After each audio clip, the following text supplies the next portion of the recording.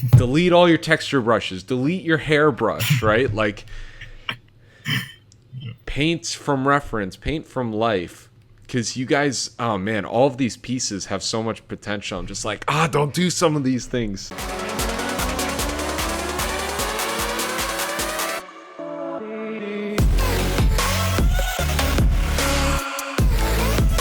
What's going on, fellow art warriors? Welcome back to another monthly challenge critique stream. This is for the month of April 2021.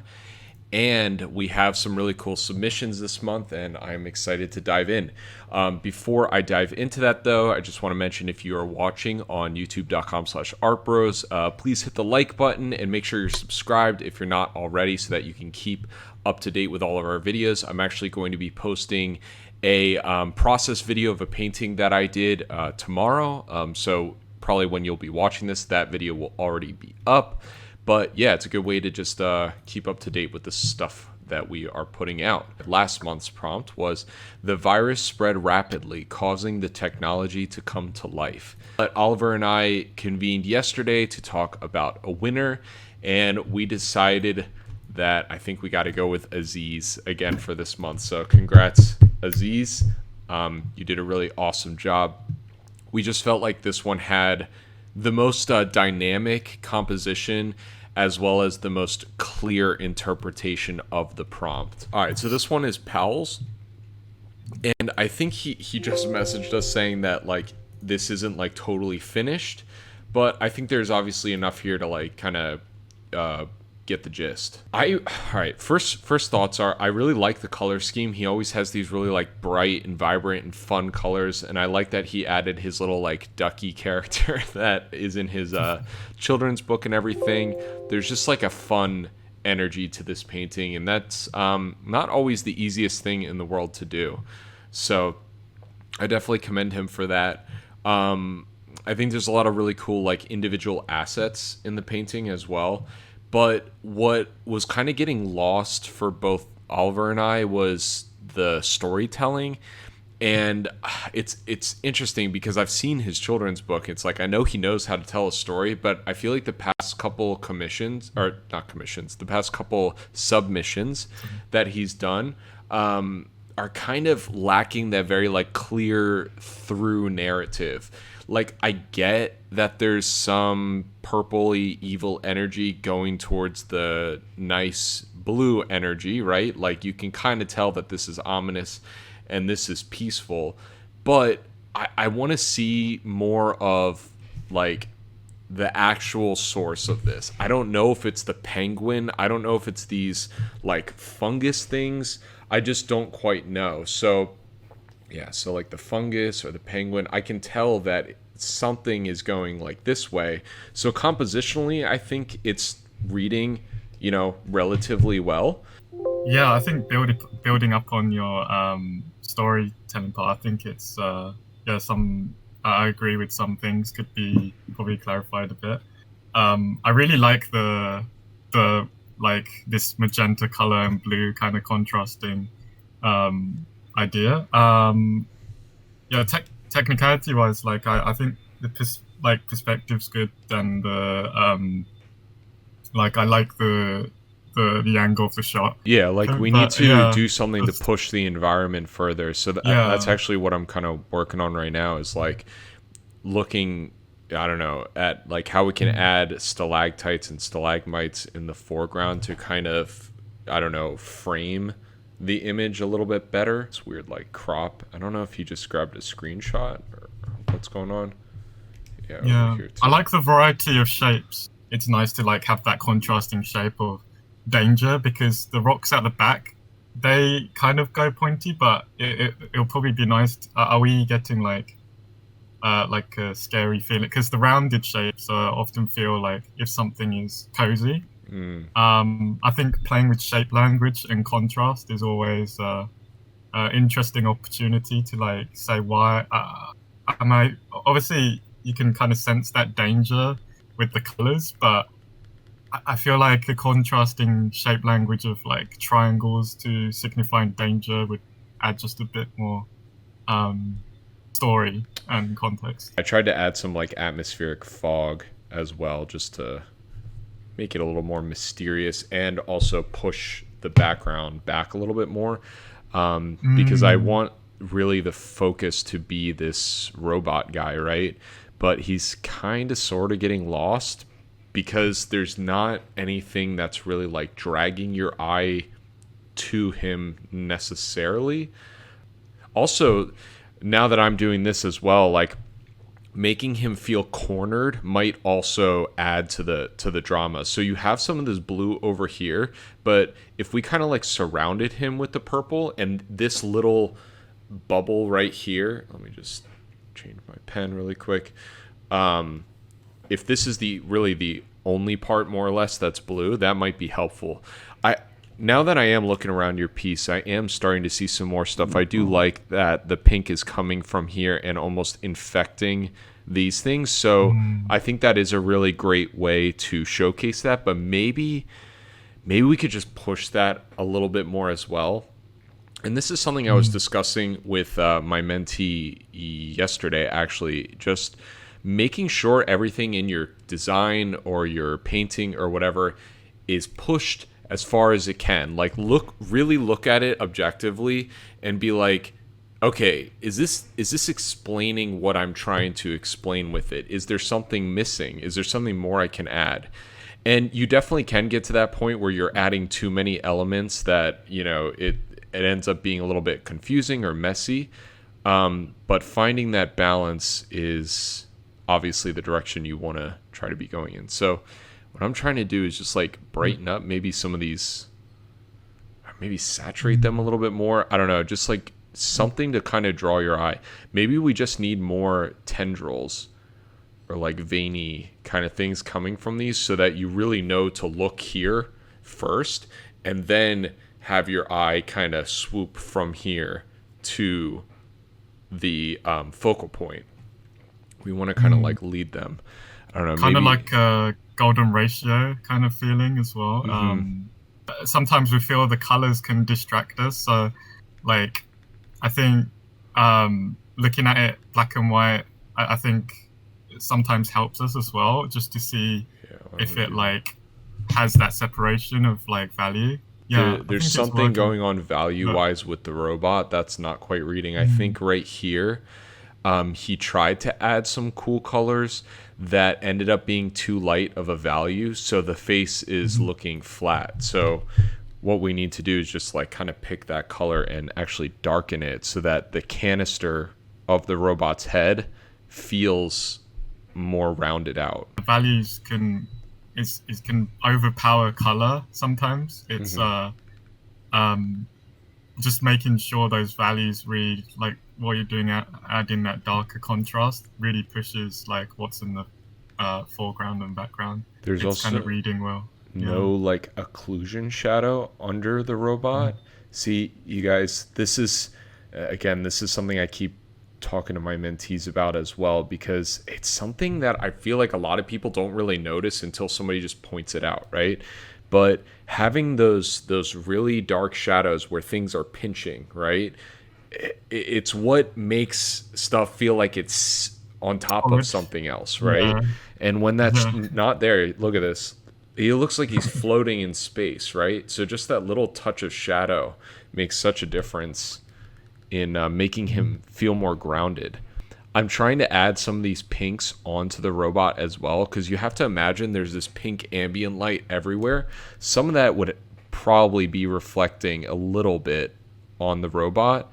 And what that's also going to do is tie him in to the environment. You can still have the primary color in this area, that like cool blue color, but picking some of these environmental colors and throwing them into your figure is really, really going to tie everything together. The same can be said if, like, let's say somebody's standing outside and there's a bunch of like leaves or trees around them, you're going to see green light bouncing around on the figure. It's something that once you kind of nail that down, it makes a huge difference in making your stuff feel more believable. Sometimes when you use the same color and just adjust the brightness, it kind of flattens the form a bit for me sometimes. Yeah. Having like a transition of like, where it's kind of changing the color wheel, but then you're adjusting. You're not just adjusting the values; you're kind of adjusting the color shifts as well. It's Like kind of just like slightly. how I Yeah. added some pinks to the robot. I'm adding some Yeah. more bluish hues Mhm. in the correct like value, right? Values, yeah. To these areas. So this is something you guys should take note of as well. If you have this Coloris plugin, you can turn on the luminosity lock. And what that tries to do is when you swing your color wheel around, it tries to keep the value relatively the same by moving it. Because if you think about like the value of a like basic yellow color versus the value of a basic blue color, blue is always going to have a darker base value than a yellow, right? So that being said, it tries to account for that. So what you can do is like I can pick this purpley color and then shift it more towards blue and then just paint a little bit in here. And I'm still getting a little bit of that hue shift as Oliver was suggesting, but it's gonna at least be around in the same value range. And what you guys will notice too is like a lot of these really subtle edits make such a big difference in ensuring stuff is looking round. We could do this on the robot as well. I have to imagine that this guy's made out of metal of some sorts, and metal is going to reflect what's going on in the environment. So along these lips that are pointing away, these are going to be reflecting the lights that are popping around in the environments. Even if he is a little bit more of a matte metal or a painted metal, he's still going to be relatively shiny. So a lot of this comes with doing studies of just metal, do studies of metal armor, paint still lifes and stuff like that. This is also a nitpicky thing, but especially for your like main character, just make sure you don't have any loosey-goosey marks. What I'm trying to do is not take away from his cartoony nature, but just make everything work as if it was real life, right? Just follow the rules of how light and shadow work, but still have these exaggerated forms and these really poppy colors. At the end of the day, that's what studios like, Disney do. It's like it looks real, so to speak, but everything is just exaggerated. So we don't want to break rules just to break them. We want to break rules because we're trying to do something purposeful. Yeah, so added some atmosphere, gave texture, and refined some of the lighting on the character. Tried to tie in the theming of the infection or the virus, whatever, a little bit more in the foreground. Added some stalagmites and stalactites, gave some more depth, and added some atmospheric fog. This is Xiangua. I hope I'm pronouncing that correctly. This looks like a album cover, like a metal album cover or something like that. It looks pretty badass. I do like the storytelling first and foremost on this one. It's very clear that this thing is infecting all of these little guys as it's coming towards us in the camera. I really like the composition of we have these sort of like almost like oscillating circles. We've got one here, but then this foreground shifts here, and then this foreground kind of shifts here. So it's kind of like doing this wavy circle composition thing and leading your eye right to the center. Also, the artist put a dark character on a white-ish background, which is really nice as well. I think that the creature or whatever is rendered pretty nicely. It looks like the artist went ham on detail for the face and everything. I worry that this is maybe a little too detailed for how far away this thing is. I mean, it's not super worth it to sit there and render all that stuff out when the thing is going to be so small. It would be more worth it to render these things out in the foreground a little bit cleaner. It's almost like opposite in terms of like what should be more refined. The other thing too is like it seems, and again, I think this probably had to do with them sitting there and rendering quite a lot on this figure, but there's a lack of edge control for a lot of these elements, and I mean, this is nuts. I don't know if they had to have photo bashed this, right? I think it's great because I think one thing to be careful with using photos is it's a bit of a term.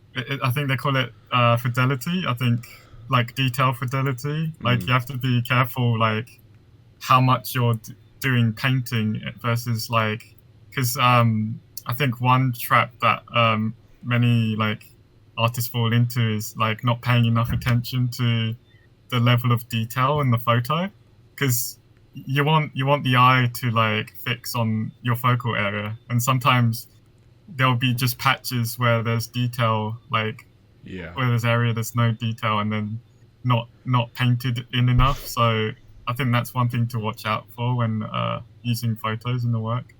But yeah, like I said, I really like the composition. I think for me personally, then it might be a bit nice to like have maybe like scale down the creature a bit for me, like, and just kind of have a bit of overlap of just like depth, because these kind of rounded arches are really nice. What I'd like to see is a bit of just a bit more variety of like how the structure is kind of like overlapping each other, and maybe have like frost or mig in between, just so that it just pushes that, because the values, they all read like the contrast is reading same. Yeah, so it's when we have things closer to us, generally obviously it's darker, but as it recedes, the values tend to get brighter. So I think just playing around with the levels could actually, like, or curves could actually really help as well. I think the first thing we need to do is just like spray some atmosphere over this background area, because like Oliver said, even though everything's kind of enclosed and it would be relatively dark, because there's this really, really bright, like almost overcast lighting, like that would be peering in, like this, like this, like this, like this. So there'd be all that light would be hitting all of the particles that are floating around in the air, and give an illusion of like density in the air. So yeah, I tried first what you're talking about with making this smaller. I like these spikes sticking out of the ground too. It's almost like maybe we need more of those too, potentially. Just a bit more variety and rhythm. Right? Yeah. Yeah, I almost want the creature kind of climbing with his claws out as well. It feels a bit kind of static. It feels a bit, just a bit more. It'd be nice to see just a bit more movement. Yeah. I agree. Yeah. I mean, this painting is a huge undertaking, but I think I've said this before in a previous stream, where it's like, if you're gonna do it, you gotta do it, right? I know that maybe sounds harsh, but it's like, if you're going to go here and be like, I'm gonna have 1,000 items in my painting, then those items better look freaking good, and be crisp and clear and kind of make sense. Some of this lighting too, like this is kind of also, I see this a lot in artist work that haven't quite grasped form exactly yet. But if we look at a form like this, I'm going to draw this out for you guys. If we think about this like it's a polygon, right? We do something like this. Maybe it's going like this, and then you have a plane that is more or less like kind of facing away, and then we've got this one that's like facing more towards us, and then this one that's facing kind of like to the left a little bit more. All right, so if the light is kind of coming from all over and from down a little bit, it's going to hit more than just this edge right here. The light is going to be wrapping around these planes like this, and it is going to be the brightest along this edge, right? But it will continue to wrap around, and it will fall off into shadow. So hopefully I can do this in a relatively easy way, but what I'm going to try to do is bring that lighting around the form just a little bit more. to try to make this pile of junk feel like it's got some more depth to it and is not so like rim lit. The only times you get those really, really harsh rim lightings is if the light is just like directly behind you, right? And it's not. It's an ambient lighting that's all around this object.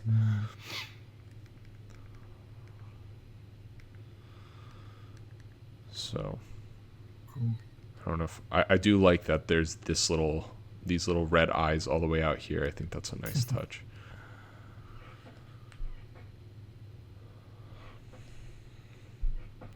Yeah, because everything's so black, I'm having a hard time kind of blending these values, but you kind of see what I'm doing.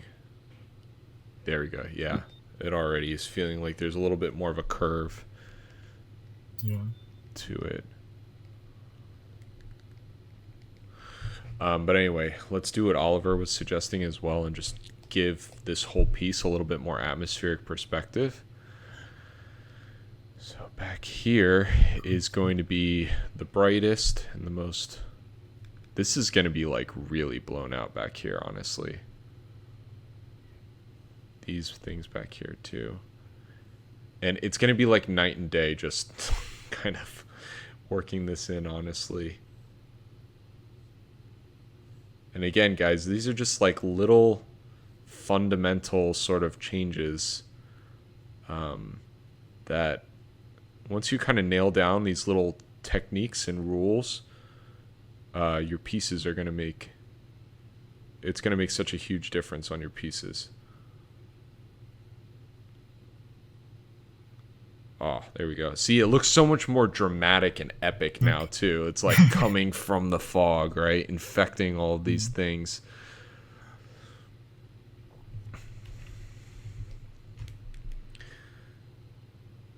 Trying to go like lighter and lighter as I... Or not light, like... like less blown out as I get to the foreground.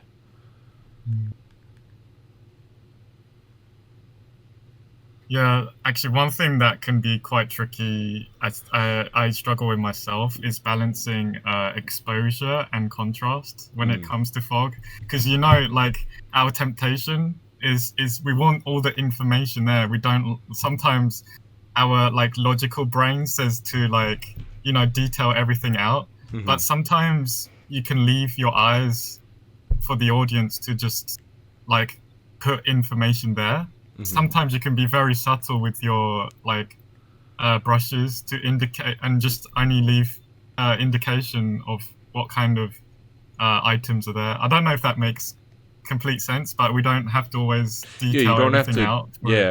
You don't have to detail anything out, but you kind of have to pick pockets of interest in a piece like this. Yeah. So right here, I'm trying to just work on just like basic shapes, like almost like cubes that I can be popping in and out of here to just make it look like there's more detail here than there actually is. And then you'll have, you know, some of this junky stuff, and then like Xiangua did here up front, like detailing out this radio and some of these other like robot part sort of things. But what's really throwing me off as well is just how like fuzzy. This is the thing too. Stop using texture brushes. Everybody just has to stop using texture brushes. Just use a normal brush and try to paint, right? Because it just makes it so...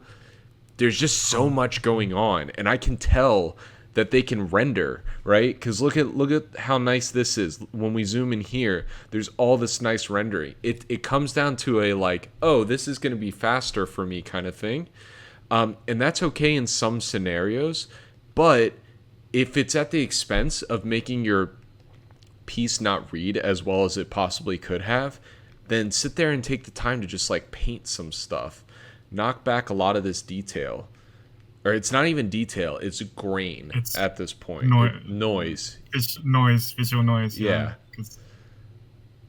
I think when you're going for cinematic like films, I can understand the temptation to like use photos, but the artist that really I had actually a lecture on this. It's either you make it like really photographic and use just photos and very little painting just for mist, or you either go a bit more painterly, because it's very hard to like merge like two in when it's like you're if you're going for like a more painterly style or more realistic style, photo bash style. Yeah, yeah, I it's like think it's kind either of, one or the other. yeah. Yeah, it's the in between is a bit. Yeah, it's doesn't often work because you have to like clean up a lot of So much areas with your stuff. painters. Yeah, I'm also just trying to make these separations of planes like feel a little bit more organic and not so samey, because right now the way it is too, it's like step step step step step step step, step like that. Like adding some shapes like things sticking out like this and things looking like they're receding back into space from this specific pile, I think are going to help make it feel like it's not so similar. And it makes it tougher, right? Because our brains want to read patterns. Our brains want to have some sort of similarity between these shapes. But if we're trying to make what is essentially like a mess of parts, right? We need to make it look real and organic while still thinking about composition. It's almost like playing with a pile of junk but trying to make that junk look nice, right? yeah, arrange it. Paint in some of these little nooks and crannies and different planes. This is also what's kind of hard about photo bashing, is like it's hard to even pick in your own piece, color Yeah, pick, because everything is it's all just like, I don't know, you're not choosing the colors from your own palette. You're kind of getting that information from the photos, so there's a lot of like weird color grain happening. this distortion, 'cause it's like one Yeah, pixel, can make a whole difference to like yeah. yeah, Yeah, it's for sure. it's always it's always good to be cautious. I always think yeah, photo bashing, it's takes quite a lot of time. People often think photo bashing is quite a quick process, I think, but sometimes it's the opposite, because sometimes what you have to realize is that there's sometimes a lot of cleanup as well. It's balancing And layer detail, manipulation. balancing detail, balancing design. It can be quite overwhelming, I think. Yeah.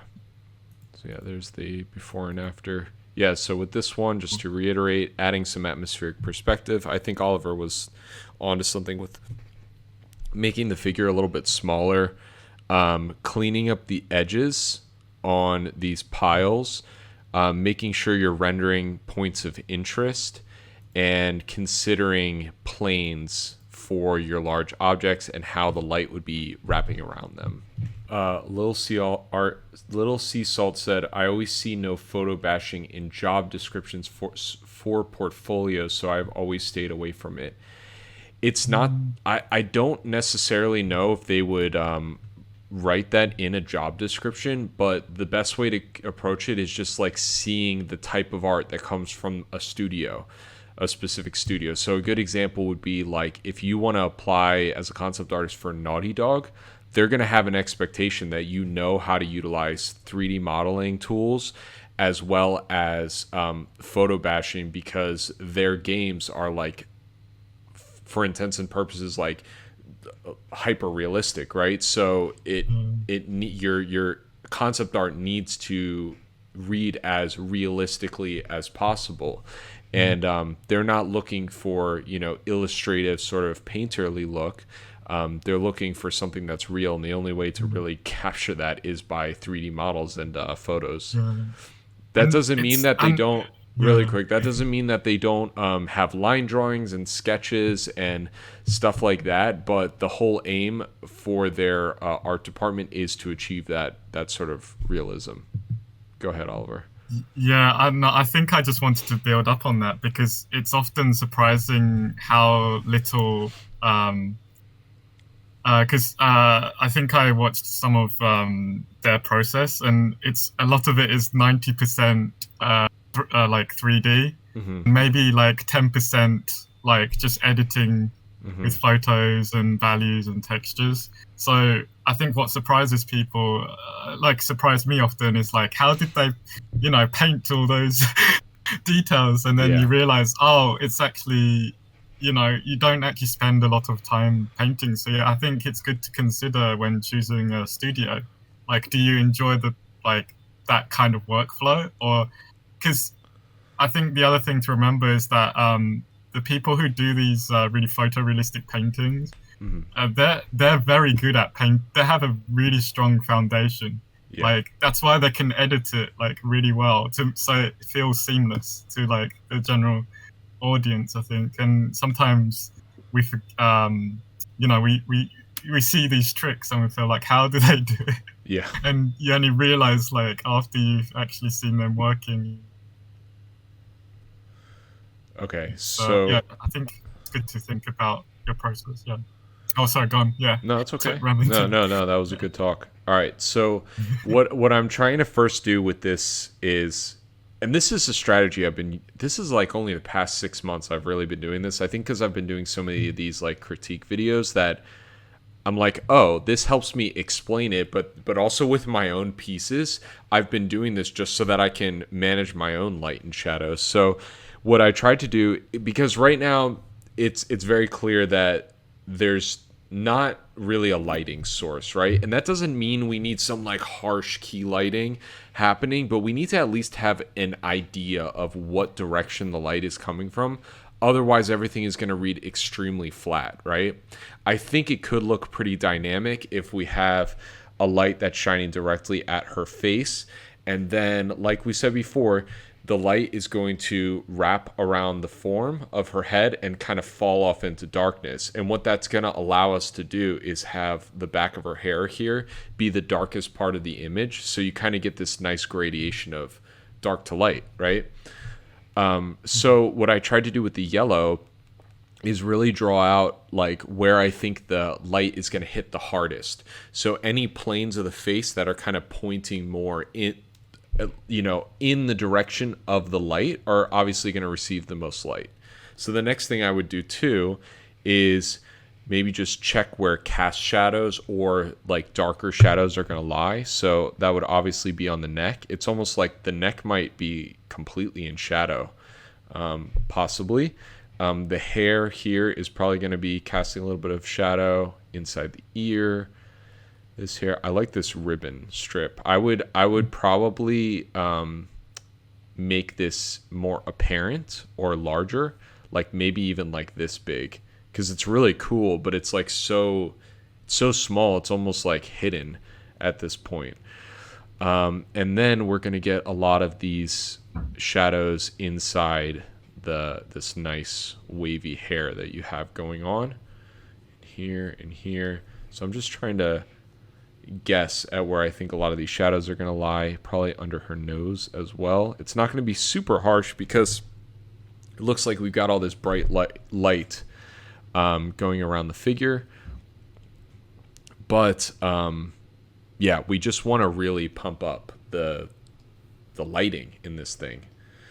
So that being said, let's kind of try to dig into this. The first thing I might want to just do is just do a levels adjustment to already give myself a little bit more contrast, and then we can kind of pull back. We can pull back from this point.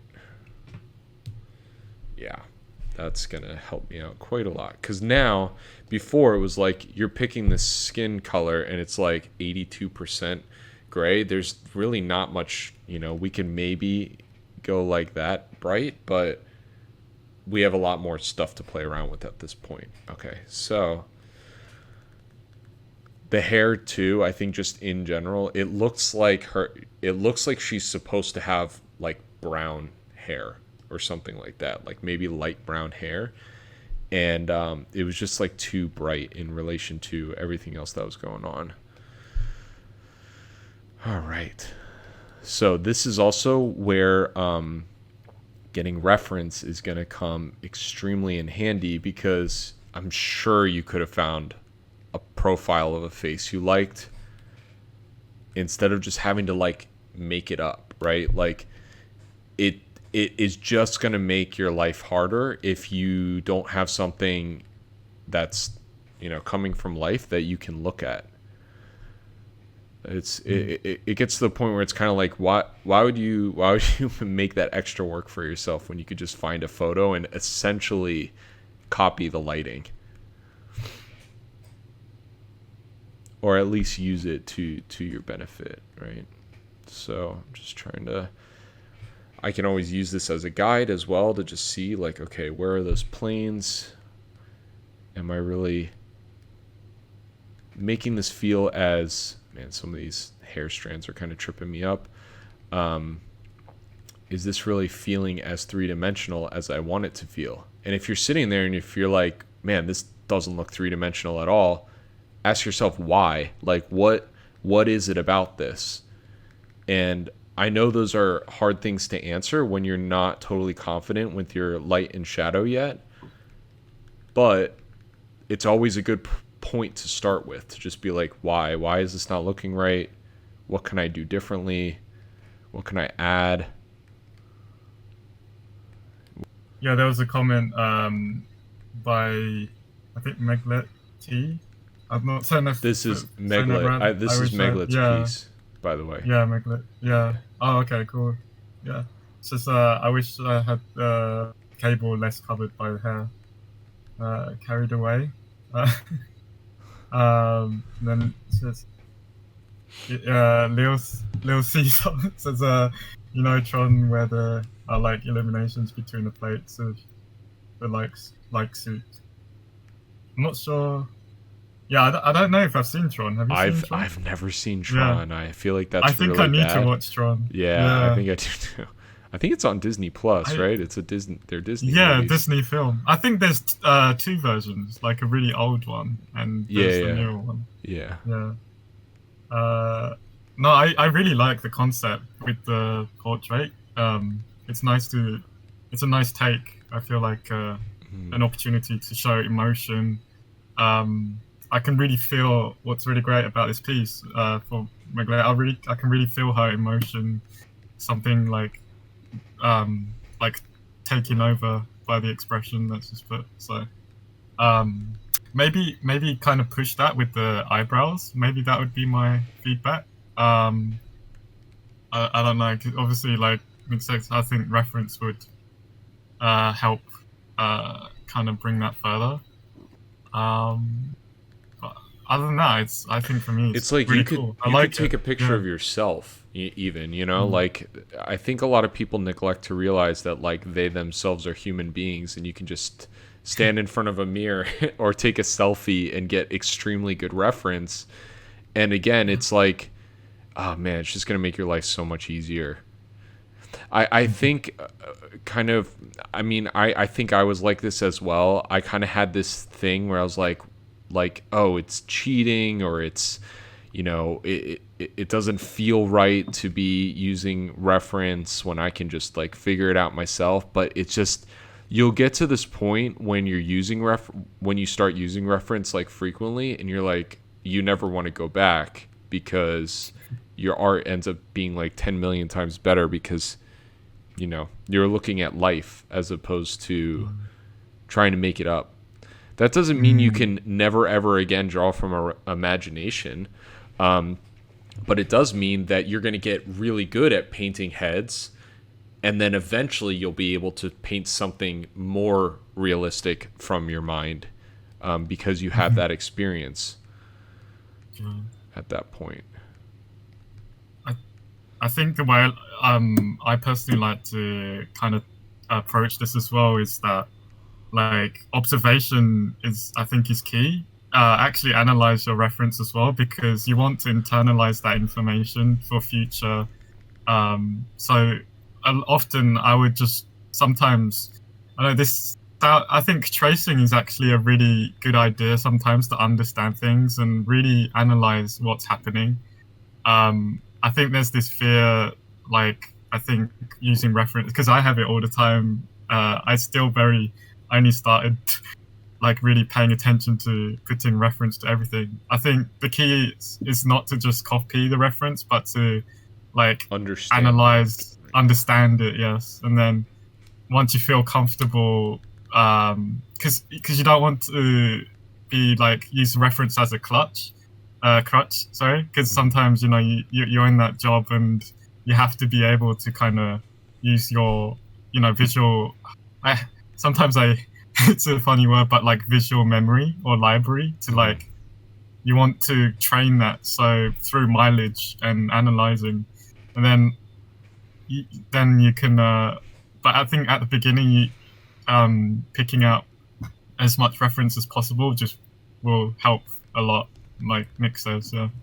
And then once you feel more comfortable, I think at any stage you always want to use reference, but take it away sometimes because just to see where your kind of skills where you can implement it, and manipulate it, because you want to manipulate your images, not like just become a slave to reference machine. Yeah, exactly, because that's what gives like artistic expression as well, I think. The other thing to note too, and this is another thing I feel like I need to say almost every stream, but different light sources have different ranges, right? So I know this is like a fantasy sort of, glowy eye thing, right? But I think we can also relate that to real life. So think about maybe like an LED light, like one of those little tiny LED lights. If you were in a pitch black room and you turned on that little LED light, right?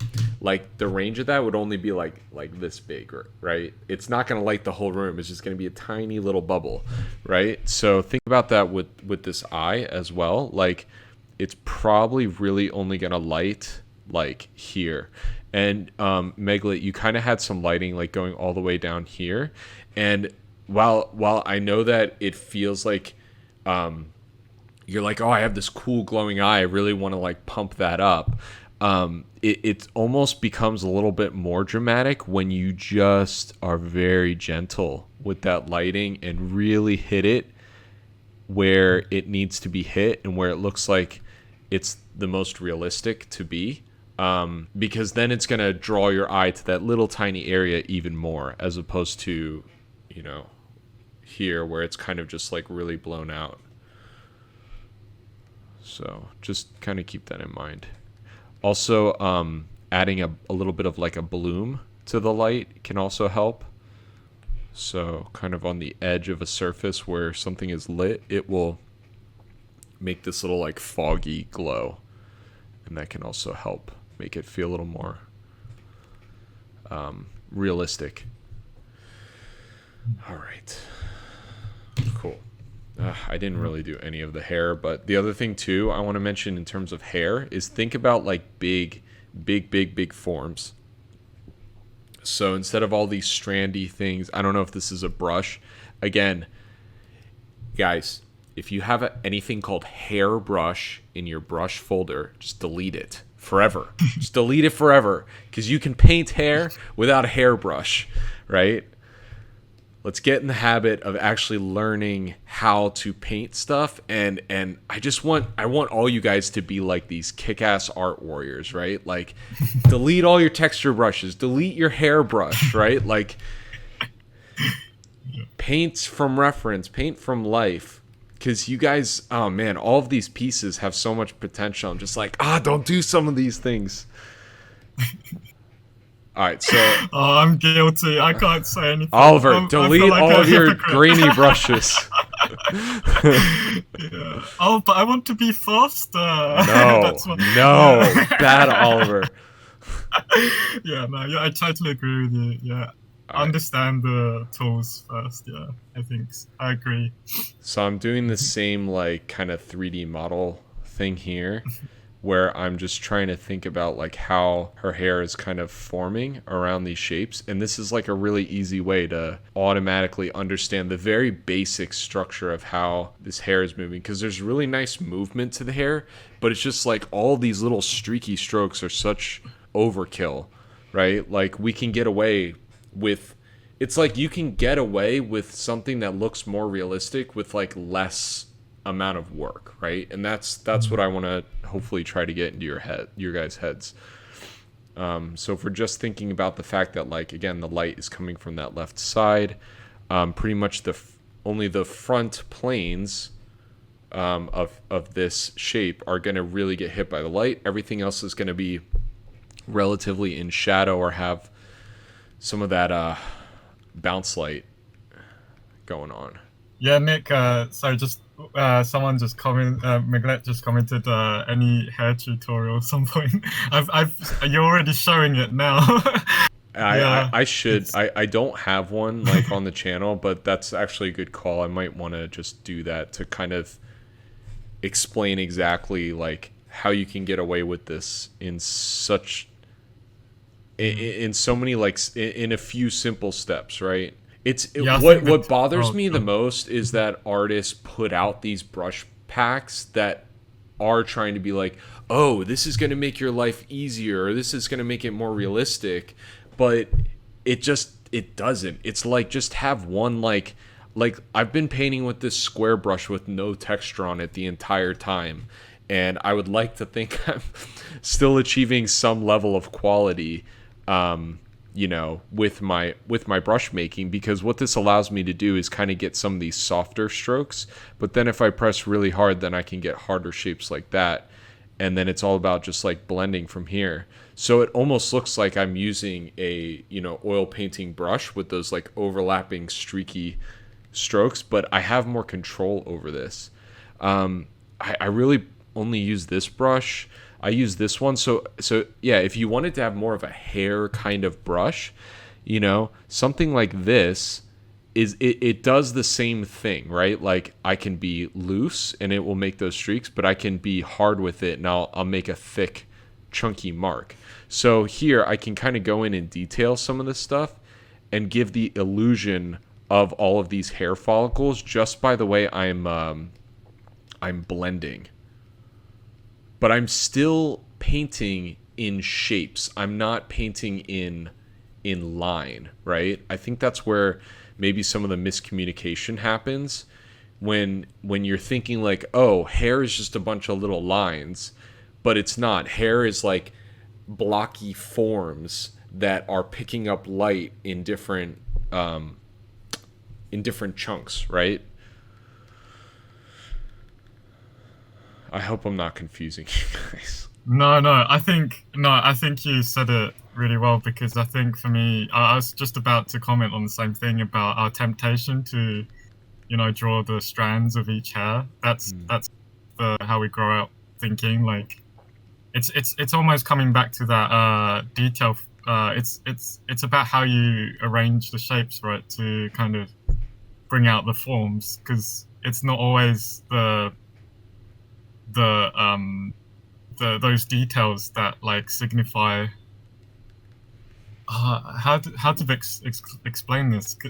I think you explained it perfect. I can't think of any other way to explain it. Yeah, it's like you what you're trying to say is you want to let the viewer infer the details as opposed to you showing every single detail. That should be everybody's goal, and it's hard to achieve that, right? But these are the kinds of strategies you want to try to use while painting to get closer to that goal. Is like, think in big shapes as opposed to thinking in line.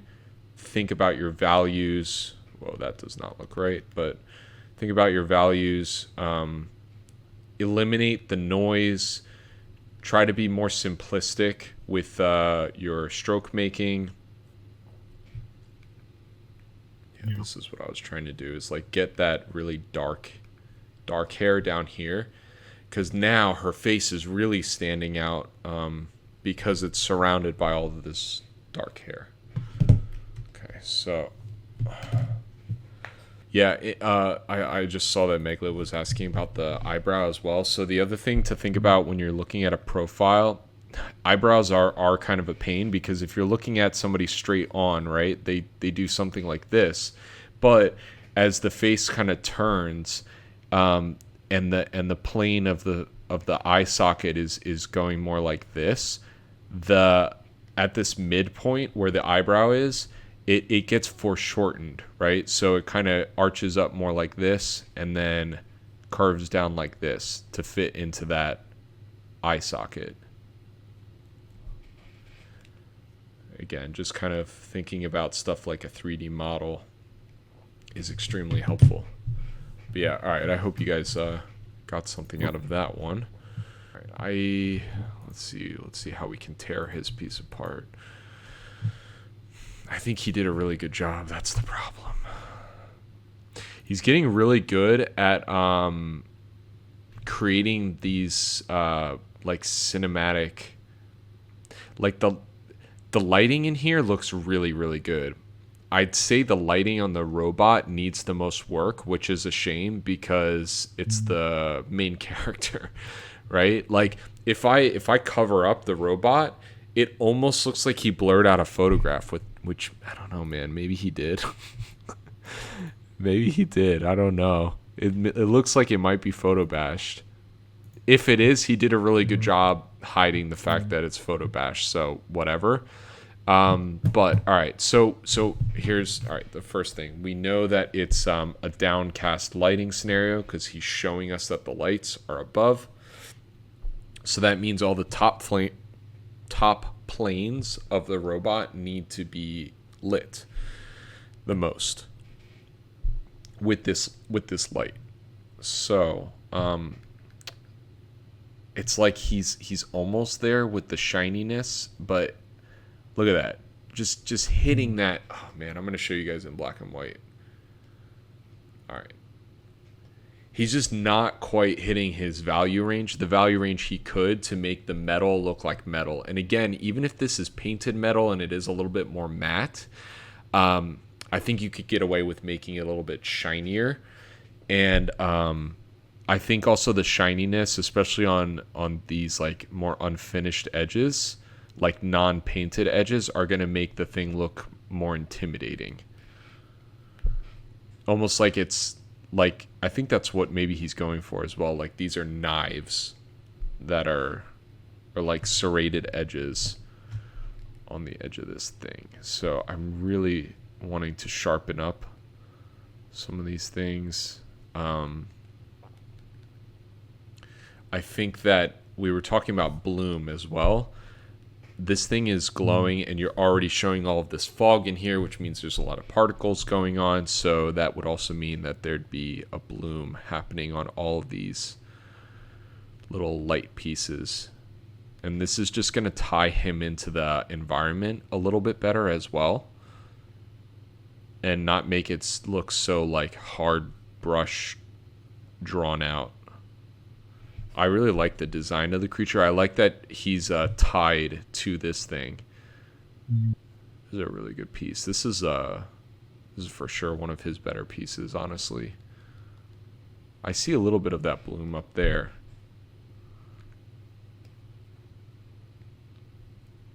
Yeah, hitting that extra hard there kind of helps make the robot's face like stand out a little bit more as well. These teeth though, man, don't make them fuzzy. Harden these up. It's his face, right? Like, you did such a nice job rendering all of this other stuff. Like, make the robot's face look sharp. Oliver, are we getting more comments? Mm-hmm.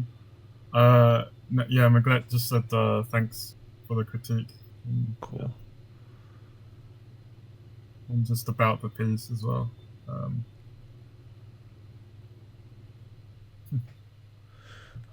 Yeah, it does feel very cinematic, this scene. I think it's very nicely composed. I like the concept. I am not good at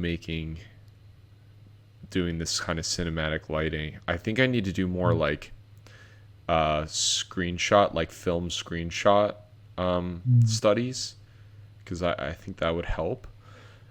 But yeah, man, I don't even know where to start with that. It almost looks like the image is color graded, right? Yeah, I think like what you're doing, pushing the bloom would give, because it does, obviously the foreground computers does take away a lot of attention as well. I know they're blurred out, but I think you still, They're it's like just tight. balancing detail. Yeah, tighten the. Yeah. It would just because obviously we have this like foggy atmosphere as well. I think there'll be a lot of light bouncing too, especially in an interior kind of scene. Because you have lights coming, from the. I can see this kind of circular, almost light coming from the top. You probably have some kind of light bouncing, around the top. So I think just paying attention to the light source, because it's interiors are difficult. I struggle with interiors. What did we just get? Huh? Yeah. Oh, we just got a. I don't know. Is somebody? Oh, did they just sub? Hey, thanks for joining. I think so. Yeah. That noise just like blared into my ear and made me jump. Yeah, we're doing good. Surefire Jewelers. All right. So I'm not going to render the crap out of everything, but I'm just trying to show you guys again, like what these little touches really do for your piece. Like, man, it makes such a difference to just kind of go around and just make sure that all of these little pieces are thought out. If you're going to spend the time to, design this really interesting robot and add all of this atmospheric lighting, it's like you might as well really push this and try to make it a portfolio piece at this point. I mean, Aziz probably could have spent another half an hour to an hour on this and really tuned this up to make everything feel a lot more realistic. I almost want to, I know I'm kind of like taking over at this point, but I almost want to add like some cut marks into here to make it look like those cheek things are more attached to the jawline. Sorry, I think I just noticed. I'm not sure where the cracks are. I think I'm a bit confused at where the cracks kind of are in the glass. I think that's what's throwing me off a bit. I don't know. It looks like it's yeah, that is a good point. You have cracked glass in front of cracked glass because this glass is cracked, but then it's almost like, yeah, man, that's a good call. It's almost like this glass should have just not been cracked. The one that the robot jumped out of should have been the only one that's cracked. Or if this glass is cracked, maybe you just have like one kind of streak running through it. It's doing something like that. Because, yeah, that is kind of messing with the values a little bit and making things slightly more confusing. But, yeah, I kind of just went in and touched up a lot of the robot to give him just as much, hopefully, detail as these things. I think we could have even gone a little bit more intense with the glowy eye thing, giving it some more like structure. Like, I don't know, maybe there's like little notches, all this kind of detail stuff that maybe doesn't seem like the most fun thing in the world, but I think once you kind of get into a groove of doing that stuff, it makes a huge difference with your piece. I feel like I've said makes a huge difference with your piece like 300 times on this stream. It's going to be our catchphrase. It's a huge difference. Yeah, exactly. Use these tips. Small adjustments.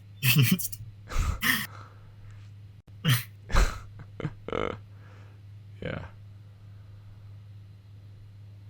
Just render. Fun time. All right. I need to stop noodling on this piece. I think you guys get the idea. All right, guys. I think we can wrap it up on this at this point. Thanks again, everybody, for joining us and submitting your work. You guys did awesome work. If you didn't know, the new prompt is in the Discord right now. Again, if you're watching this on YouTube.com/ArtBros, please like and subscribe. And until next time, guys, keep on drawing. See you guys.